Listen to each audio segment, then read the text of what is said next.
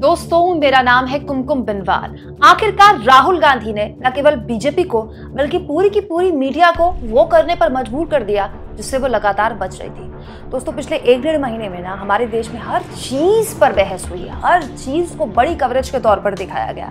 प्रधानमंत्री का अमेरिकी दौरा हो, इजिप्ट दौरा हो, या तमाम राजनीतिक आरोप प्रत्यारोप हो, या फिर यूनिफॉर्म सिविल कोड। अब तो यूनिफॉर्म सिविल कोड को लेकर भी लंबी चौड़ी डिबेट्स हो रही है, लंबे चौड़े प्रोग्राम्स हो रहे हैं। लेकिन जिस मुद्दे पर सबसे ज्यादा डिबेट्स होनी चाहिए थी, जो मुद्दा सबसे बड़ी खबर बननी चाहिए थी, मणिपुर, उसको लेकर आपने किसी भी स्टार एंकर को प्राइम टाइम में सरकार से सवाल पूछते देखा? मणिपुर, जहां 100 से ज्यादा निर्दोष लोगों की जान जा चुकी है।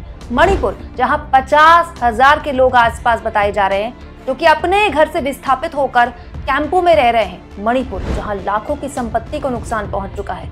वो मणिपुर जहां गृह मंत्री अमित शाह के दौरे के बाद भी हालात ठीक नहीं हुए।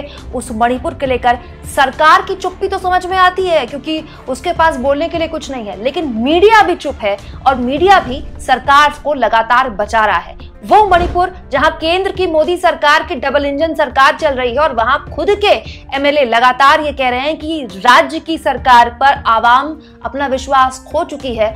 उस मणिपुर में राहुल गांधी जब दौरे के लिए गए तो देखिए जबरदस्त राजनीतिक तूफान खड़ा हो गया। दोस्तों, मणिपुर आज राहुल गांधी को जाना ही था, लेकिन जैसे ही वो हिंसा प्रभावित इलाकों में जाने की कोशिश करने लगे, उन्हें पुलिस ने बीच में रोक दिया। विष्णुपुर इलाके में आगे जाने से उन्हें रोक दिया गया, क्योंकि आगे हालात ठीक नहीं थे, हिंसा होने का डर था। तो पुलिस ने कहा कि हमारे लिए सुरक्षा सबसे ज्यादा महत्वपूर्ण है, तो आप वापस चले जाइए। उसके बाद राहुल गांधी कुछ इस तरह से वापस चले गए। लेकिन राहुल गांधी के इस कदम के बाद से बीजेपी ऐसे हमलावर हो गई राहुल गांधी पर, जैसे राहुल गांधी ने ही मणिपुर में हिंसा की हो। राहुल गांधी जी और जो कांग्रेस पार्टी है, मणिपुर में कई लीगेसी इश्यूज हैं। आज जो परिस्थिति हम मणिपुर में देख रहे हैं, इन कुछ लीगेसी इश्यूज के कारण हैं, जिसमें कांग्रेस पार्टी का एक बहुत बड़ा हाथ है। I don't want to visit those issues because of the sensitivity attached to them. मैं भी उनका यहाँ उदाहरण रखना नहीं चाहता हूं, क्योंकि यह विषय बहुत गंभीर है, सेंसिटिव है, और हमें समझना होगा कि एक एक शब्द जो हम कहते हैं वो इफेक्ट डालता है मणिपुर के सिचुएशन पर। जब मणिपुर जल रहा है, 130 लोगों से ज्यादा की हत्या हो चुकी है, हजारों लोग विस्थापित हैं, बिल्डिंगें जल के स्वाहा हो गई हैं, तो भारतीय जनता पार्टी इसको लेगेसी इशू बताएगी? आपकी तो तथाकथित डबल इंजन की सरकार है। कोई और सरकार होती और नैतिकता होती तो कब तक मणिपुर की सरकार बर्खास्त कर दी गई होती। ऐसे वो कौन से कारण है जो बीरेंद्र सिंह आज भी वहां के मुख्यमंत्री बने हुए हैं? मैं ये इस मंच से पूछना चाहती हूँ, कोई व्यावसायिक रिश्ते हैं क्या भारतीय जनता पार्टी के बड़े मंत्रियों के साथ, या कोई क्रिकेट एसोसिएशन का रिश्ता है?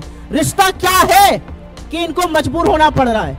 रिश्ता क्या है कि ये सरकार को बर्खास्त नहीं कर पा रहे हैं? रिश्ता क्या है कि ये जवाबदेही नहीं तय कर पा रहे हैं? और कहां है नैतिकता इस देश की?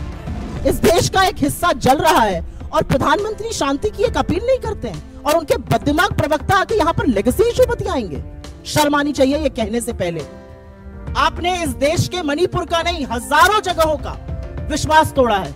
मणिपुर का विश्वास आपने इस तरह से ध्वस्त कर दिया है कि उनका प्रशासन में और सरकार में विश्वास जताना दोबारा से जरूरी है, और वही राहुल जी करने जा रहे हैं। दोस्तों, ये राजनीतिक आरोप प्रत्यारोप तो चलते रहेंगे, लेकिन बड़ा सवाल यह कि आखिरकार अब जब मणिपुर पर बात हो ही रही है, तो क्या हम ये उम्मीद करें कि प्रधानमंत्री मोदी भी मणिपुर को लेकर कोई बयान जारी करें, कुछ बोलें, कुछ नहीं तो लोगों से शांति की अपील ही कर दें?